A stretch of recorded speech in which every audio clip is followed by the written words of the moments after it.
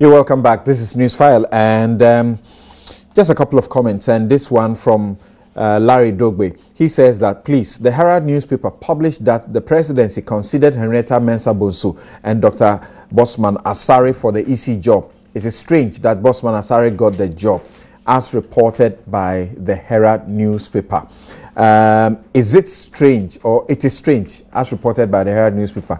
We have doubts about our sources. So now that's what they want me to say. We have doubts about our sources.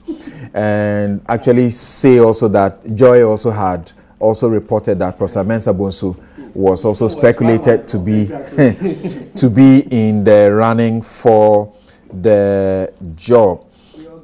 Papa Dankwa says that, please tell Martin Pebu that the electoral commissioner is a managerial and leadership role, and if she was a manager and leader of the IEA for IEA to achieve what they did, I think it is proof of her managerial ability. So quickly, and start with Kweku, just a minute or so. What can you say about the development on the police front that is beginning to erode confidence, and the IGP making a suggestion that maybe they would have to consider first degree as the threshold to enter the police? Well, not the police haven't been some bad situation of late. Too many issues around the place. Yes, yeah. It's because it appears as if it's a critical mass, but otherwise it's not new. We've gone through this part before, and it's very important that we make sure we don't exaggerate or even overrate it. I think they will come back to the level. No, but the first degree or whatever, people like us won't qualify. But you don't need to be a policeman. Okay, right. So, Sammy, what do you have to say about that? Larry makes a correction. He says we don't have doubts about our sources. It didn't sound He's made a correction. He says we don't have doubts about our sources. So you are saying that you're challenging Jinapor in that regard? He says he was involved, and he can tell you that she was not. So what's your source? Authority that she was not in the running. Okay, yes, Sammy. Yeah. Well, something I don't think that's the solution. Even if you bring masters holders, PhD holders, professors, it's about the recruitment process, the integrity of the process. And as politicians, we know all the pressure that sometimes is brought to bear. And there are politicians out there who have said, "Oh, I managed to get some of my people in," and all of those things. Let's leave the recruitment process to be protected, to be a process of integrity, and let us make sure that there's continuous training and capacity building. And then let's have as a country an independent police complaints unit. That is what we lack in this country.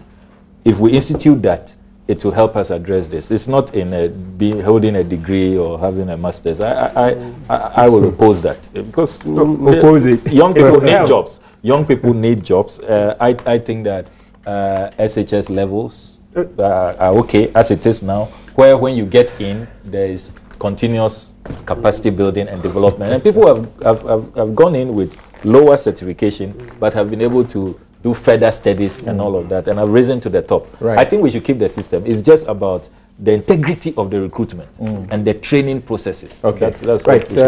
Martin, and before you do that, some lawyers had raised questions about what you claim to be a newspaper publication is deemed to be actually the word is okay, so let's correct it this way. In law, a newspaper publication, I think the section 156 is about authenticity. Yeah, the phrase I want to use, authenticity here is not about truth. 156, what does it say of the Evidence Act? It says printed materials purporting to be newspapers or periodicals are presumed to be authentic. Please, the word authentic here is not truth, so I want to correct that. So let's say this. The better phrase is that when a man has made an allegation against you and you don't deny it, and it goes on and on, people will believe it. It's presumed, so it's rebuttable. Exactly. So what do you say about the police? The police, I think we can do an eclectic approach. Bring the first degree, maybe we can say at least 80% should be first degree, because you see, look, I've taught for about 10 years. Writing skills are a problem in Ghana. So if the police want to use first degree, it's good. But also from what Honorable Kujetu stated, maybe some SHS leavers who are exceptionally good. So let's do a quota, 80 to 20.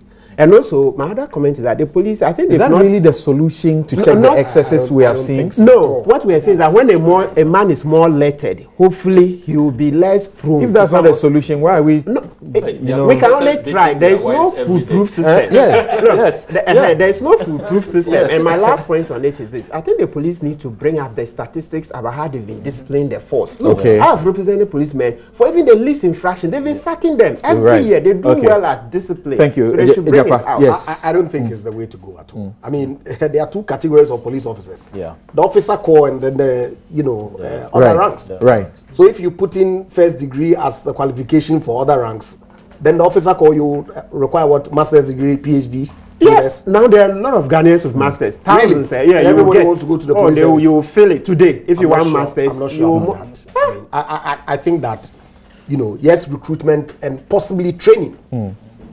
That's really how you resolve the kinds of infractions that we see happening in the police service, going forward. Because, I mean, people don't have, the skill sets that they require to apply in their daily workings. Thank you very much. You've been watching and listening to Newsfile. This is your most authoritative news analysis show. I've been your host, Samson Ladi Ayenini. My outfit, as always, is by Latida. My guests have been Abdul Malik Kubako, editor-in-chief of the New Crusading Guide newspaper, who very soon will be going on his vacation. Coincidentally, always pushes his vacation to the legal vacation, so he might be considered a lawyer already.